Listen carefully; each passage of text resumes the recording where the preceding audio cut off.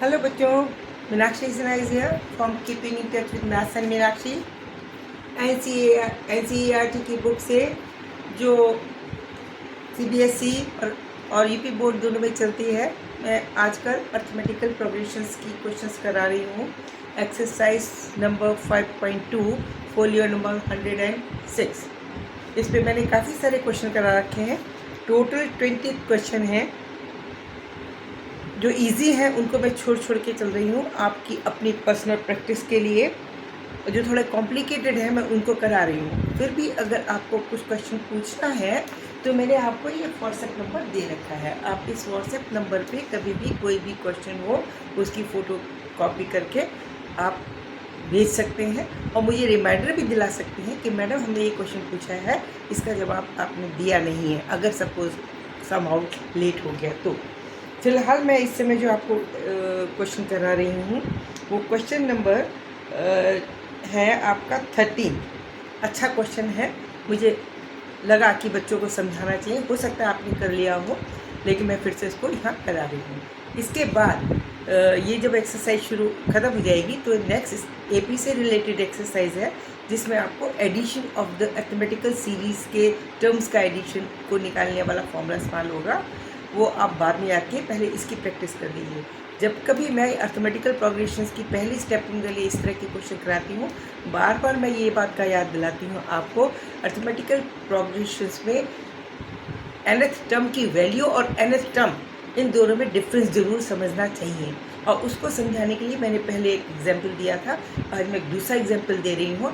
आप ये समझिए कि आप स्टेपिंग कर रहे हैं, सीढ़ियों पे चल रहे हैं, तो सीढ़ियों पे नंबर पड़े, नंबर 1, नंबर 2, नंबर 3 सीढ़ी, कुल मिला के 10-15 जितनी सीरीज़ के मेंबर है वो नंबर ऑफ़ सीरीज़ है, सीढ़ियाँ हैं। उन सीढ़ियों पर आपका पहला स्टार्टिंग मेंबर ऑफ एक एपी का कुछ लिख दिया हमने। मान लीजिए कोई सीरीज़ हमारी अगर सपोजिंग 5 से शुरू होती है तो, और पहला नंबर इसका पहला सीरीज़ फर्स्ट नंबर स्टेप पर 5 नंबर लिखा होगा, ठीक है।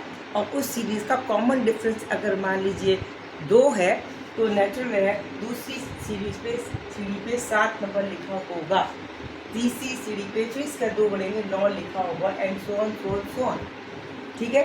तो ये नंबर लिखा होगा, ये उस एपी सीरीज़ के टर्म की वैल्यू हुई, और वो कहाँ कौन सी सीढ़ी पे लिखा होगा वो nth टर्म हुई, ठीक है। जैसे अगर मैं पूछूं कि आपका फर्स्ट नंबर ये है तो बताइए 8वीं सीढ़ी पे कौन सा नंबर लिखा होगा, तो नेचुरली इसके आप 8 नंबर लिखोगे। कैसे लोगे? 5 लिखा, 2 बढ़ा के 7 लिखा, फिर 2 बढ़ा के 9 लिखा, फिर 2 बढ़ा के 11 लिखा, फिर 2 बढ़ा के 13 लिखा, 5 हो गए, फिर आपने 15 लिखा और फिर 17 लिखा और फिर 19 लिखा। तो 1 2 3 4 5 6 7 8, 8वीं सीढ़ी पे ये वाला नंबर लिखा होगा। तो ये 8th टर्म है उस एपी की जिसकी वैल्यू 19 है। इसको समझिए, ये वैल्यू होती है, value nth term, the value of nth term is 19 and 8 where n is equal to 8 is equal to 19। ये समझने की ज़रूरत है आपको। जब तक ये डिफरेंस नहीं समझेंगे, nth टर्म कौन सी वी टर्म, आपका वी और th लगा होता है, अगर हिंदी में वी और इंग्लिश में th लगा होता है, तो उसकी वी टर्म को आप स्टेपिंग से समझिए। पहली सीढ़ी पे कितना नंबर लिखा है, दूसरी सीढ़ी पे कितना लिखा है, चौथी पे कितना लिखा है, तो 18वीं पे कौन सा लिखा होगा। और जब इस तरह की बात होती है, उस सीढ़ी पे कौन सा नंबर लिखा होगा, आपको उस टर्म की वैल्यू निकालनी है, तब हम ये फॉर्मूला इस्तेमाल करते हैं कि nth टर्म पर जो nth सीढ़ी पर जो वैल्यू लिखी होगी उसका मान an होगा, वो बराबर होगा n plus a plus n minus 1 into D, जहाँ डी इन दोनों के बीच का कॉन्जिक्यूटिव दो टर्म्स अपने प्रोसीडिंग टर्म से डिफरेंस के बराबर होती है। आधा 7 minus 5 is equal to 9 minus 7 is equal to 2, 11 minus 9 is equal to 2, always it will be remain 2 through the series. अच्छा, this is only the example. मैं एग्जाम्पल जरूर हर क्वेश्चन को करने से पहले इसलिए समझा देती हूँ कि बच्चे कंफ्यूज ना हो। अब ये क्वेश्चन है, question number, this is question number 13th. How many 3-digit numbers are divisible by 7? How many 3-digit numbers are divisible by 7? It means सबसे पहले हमें वो नंबर लेने हैं जो 3 फिगर्स के हों और शुरू से लेके आखिर तक. नेचुरल है, हमें पता है कि 100 पहला डिजिट हो जाए, तीन डिजिट का पहला नंबर 100 है. उसके बाद और आएगा 101, 103, 104, 104, 999 तक ये 3 डिजिट के नंबर ही रहेंगे. इनमें से कुछ नंबर ऐसे होंगे जो 7 से डिविजिबल है. वो कितने होंगे ये पूछना है कि कितने नंबर 100 से 999 के बीच में ऐसे नंबर हैं जो 7 से डिविजिबल हो सकते हैं. इसका करने के लिए सबसे पहले हम क्या करेंगे कि यहाँ पर हम 100 से भाग करते हैं, 100 को भाग करते हैं 7 से. 7 × 7 बचा 3, ये 30 हो गया. नेचुरल 4 से जाएगा 28 जाएगा और 2 रिमाइंडर बच जाएगा. लेकिन ये परफेक्शन डिविजिबल नहीं हुआ, रिमाइंडर बच रहा है. इसका मतलब 100 तो ऐसा वैल्यू है ही नहीं 3 डिजिट वाली जो 7 से टोटली फुल डिविजिबल है. तो इसका मतलब ये कब और डिविजिबल, इससे ज़्यादा ही होना चाहिए. इसका मतलब अगर सपोजिंग इसमें 5 और जोड़ दें तो ये 35 हो जाएगा. वो तब होगा जब इसके अंदर भी 5 जोड़ दें, यानी 105. 105 को जो हम 7 से डिवाइड करेंगे तो 1 से जाएगा और यहाँ 3 बचेगा और फिर 5 जब हम उतारेंगे यहाँ से तो 5 से पूरा विदाउट एनी रिमाइंडर डिविजिबल हो जाएगा. ठीक है, तो इसका मतलब 3 डिजिट वाली वो टर्म, वो उसकी वैल्यू जो 7 से टोटली डिविजिबल है और जस्ट नियर टू बिल्कुल नेक्स्ट टू 100 है, that is only 105.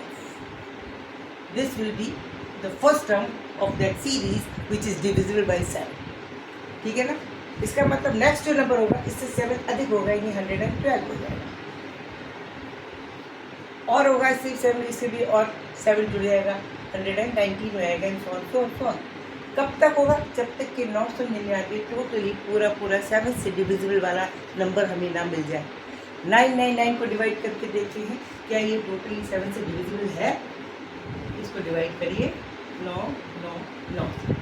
7 × 7 29, 7 × 28, remaining is 1. इस 9 को उतारा, दिस इज 19. अब 19 से जब भाग करेंगे 4 फिर से रिमाइंडर बच जाएगा. It means 999 is not totally divisible by 7. उससे ज़्यादा 9 में एक और जोड़ दें या कुछ 7 और जोड़ दें. इसमें कितने कम है? कुछ 19 है, तो नेचुरल है कुछ ऐसा जोड़ जाए कि 7 से डिविजिबल है तो वो 999 से बड़ा हो जाएगा, 3 डिजिट नंबरों से बड़ा हो जाएगा, 4 डिजिट नंबर आ जाएगा. इसका मतलब ये है कि 999 में से इतना घटा दिया जाए कि वो ऐसी फिगर नीचे रिमाइंडर में आए कि वो 7 से डिविजिबल हो जाए. इट मीन्स अगर सपोज इसकी जगह हम 4 लिख देते तो ये टोटली 2 × 14 चला जाता और कोई भी रिमाइंडर नहीं बचेगा. इट मीन्स वो वाली 3 digit number which is divisible totally by 7 without any remainder nearer to the 999 is only 994. It means last term will be equal to 994. This is very much okay. अब देखिए, अब हम ये देख रहे हैं कौन सी है, ये कितनी इस यहाँ से लेके यहाँ तक कितनी 13 है, 14 है, 15 नंबर ऑफ टर्म्स काउंट करनी है.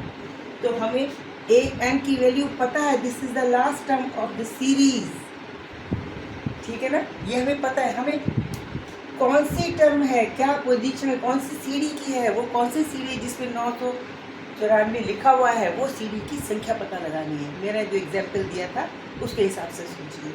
ये an बराबर हो गया पहला term plus n - 1 into D, where n is to be determined and हमें निकालना है. तो an की वैल्यू हो गई 994. This is equal to first term is equal to what? This is first term. ये सीरीज की पहली टर्म है 105, 105 plus n - 1 into D. What is D? D is 7 because we have to find all those 3 digit number which are divisible by 7. तो हर term अपने previous से 7 अधिक होगा. It means common difference is 7. D is equal to 7.